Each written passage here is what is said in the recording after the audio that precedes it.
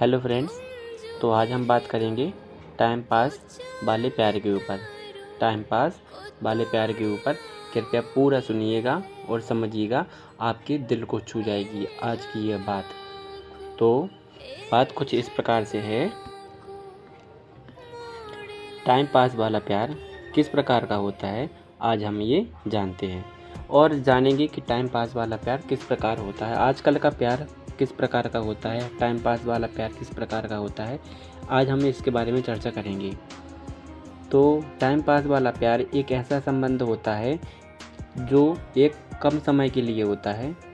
उसमें आपका कोई फ्यूचर या भविष्य उसमें नहीं रहता है। यह अक्सर अकेलेपन को दूर करने के लिए और समय बिताने के लिए एक दूसरे के साथ होते हैं। यहाँ कुछ शब्दों को देखते हैं। अस्थायी उद्देश्य। अस्थायी उद्देश्य ऐसे रिश्ते में लोग एक दूसरे के साथ होते हैं बिना किसी भविष्य को अपना जाने, ना ही इसमें कोई भविष्य की योजना होती है कि किस प्रकार भविष्य को आगे देखना है, किस प्रकार भविष्य में काम करना है। एक दूसरे को साथ लेकर ये सब इसमें नहीं होता है। केवल और केवल इसमें एक दूसरे का मनोरंजन करने के लिए, टाइम बिताने के लिए, अकेलेपन को दूर करने के लिए यह प्यार साबित होता है। भावनात्मक गहराई की कमी। इस प्रकार के प्यार में लोग आमतौर पर प्यार करते हैं, परंतु जो भावनात्मक चीज़ें होती हैं, एक दूसरे का लगाव जुड़ाव होता है, इसमें उसकी कमी होती है। लोग एक दूसरे को गंभीरता से नहीं लेते हैं, मजाक या इग्नोर के रूप में एक दूसरे को इम्पोर्टेंस देते हैं। इसमें किसी को भी गहराई से नहीं लिया जाता है, उसकी भावनाओं को नहीं समझा जाता है, एक दूसरे को इग्नोर भी किया जाता है। टाइम पास वाला प्यार इस प्रकार होता है कुछ। सामाजिक दबाव। कई बार लोग सामाजिक दबाव या अकेलापन महसूस करने के कारण ऐसा रिश्ते में प्रवेश करते हैं। कई बार लोग सामाजिक दबाव या अकेलेपन को महसूस करते हैं, जिसके कारण लोग ऐसे रिश्ते में प्रवेश करते हैं। असली रिश्ते की ज़रूरत को पूरा करने की बजाय खुद को व्यस्त रखने का तरीका ढूंढते हैं। खुद को असली रिश्ते में जोड़ने की बजाय खुद को व्यस्त करने का तरीका ढूंढते हैं। ऐसा हो गया आजकल का प्यार टाइम पास वाला। अस्थिरता। यह प्यार एक ऐसा प्यार होता है जिसमें गलतफहमी, झगड़े, ब्रेकअप की संभावना अधिक होती है। जिसमें गलतफहमी, झगड़े, ब्रेकअप की संभावना अधिक रहती है। पार्टनर्स के साथ भरोसे की कमी होती है, एक दूसरे के ऊपर भरोसा कम होता है, गलतफहमी होती है और एक दूसरे की लापरवाही भी होती है। इसमें एक दूसरे की परवाह भी नहीं की जाती है कि आगे वाला शख्स क्या कर रहा है। कुछ भी कोई भी करे, कोई फ़र्क नहीं पड़ता है एक दूसरे को, ठीक है, क्योंकि यह तो टाइम पास वाला प्यार है। स्वार्थी दृष्टिकोण।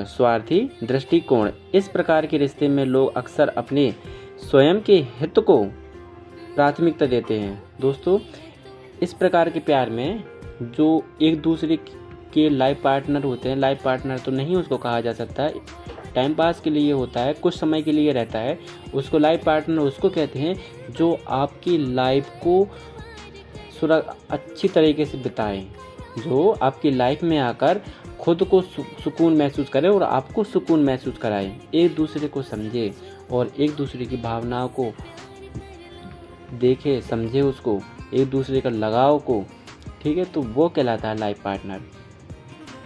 इस प्रकार के लोग में अक्सर अपने स्वयं के हितों को प्राथमिकता दी जाती है। दोस्तों, इस प्रकार के प्यार में कोई व्यक्ति है, अगर दो व्यक्ति हैं उसमें, तो उसमें पहले अपना हित देखेगा, वो सामने वाले का हित नहीं देखेगा कि उसका लाभ हो रहा है या हित हो रहा है या उसको कुछ चोट पहुंच रही है। उसके दिल को भी चोट पहुंच सकती है ऐसे प्यार में, ठीक है। और अगला आता है लघु अवधि। टाइम पास वाला प्यार कम समय के लिए होता है और कोई भी नया विकल्प या बेहतरीन स्थिति आती है तो वह पुराना रिश्ता समाप्ति भी कर सकते हैं। दोस्तों टाइम पास वाला रिश्ता कुछ इस प्रकार भी होता है, कम समय के लिए होता है और यदि उससे बेहतर अगर उसको शख्स मिल रहा है तो वह पिछले शख्स को छोड़कर अगले शख्स को अपना लेता है। यही होता है टाइम पास वाला प्यार। इस तरह के रिश्ते में दोनों पार्टनर को यह स्पष्ट समझ होनी चाहिए कि एक अस्थायी और कम गंभीर संबंध, ताकि भविष्य में किसी प्रकार की निराशा या चोट से बचा जा सके।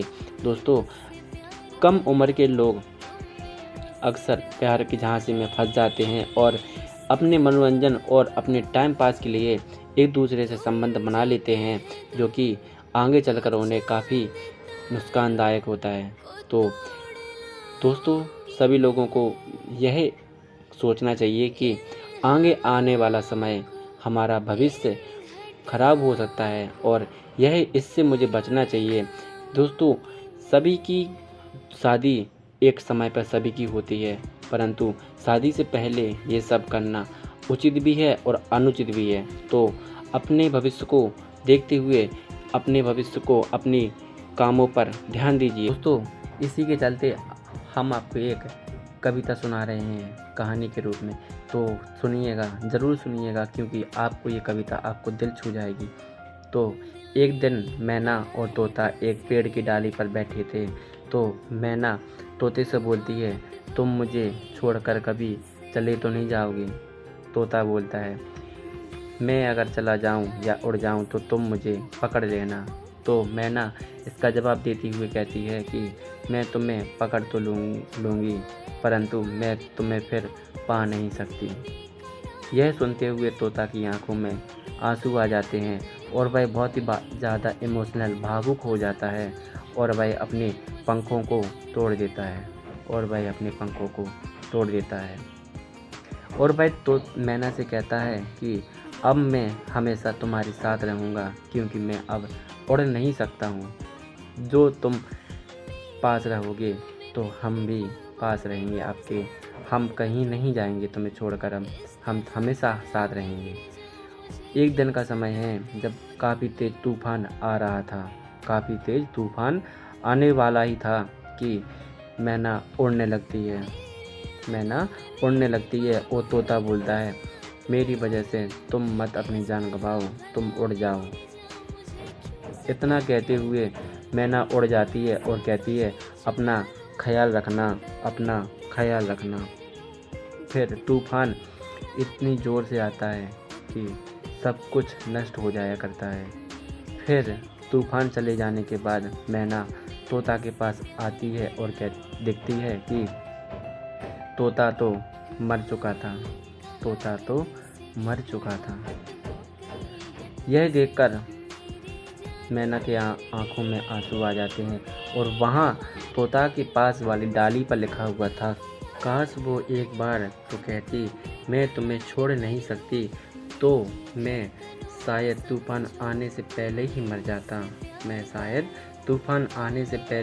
जाता। उसका इंतज़ार किया पर वो नहीं आई। तो दोस्तों आजकल का प्यार कुछ इसी स्थिति पर डिपेंड है और लोग प्यार एक तरफा प्यार करते हैं। कोई तो एक दूसरे को बेइंतहा प्यार करता है और कोई उससे टाइम पास करता है। दोस्तों हमारी आज की ये चर्चा आपको यदि आपके दिल को छू जाए और आपको इमोशनल कर दे तो कमेंट में बता कर ही जाना, अन्यथा आपके दिल को नहीं छुए तो कमेंट ना करिएगा, क्योंकि हमारा उद्देश्य आपका टाइम बर्बाद करना नहीं, आपको सही जानकारी देना है। और हमारे चैनल को सब्सक्राइब करें और इसी तरह की और भी भविष्य पर आधारित कहानियाँ आपके सामने लेकर आता रहूँगा और आपको सही जानकारी देता रहूँगा। धन्यवाद।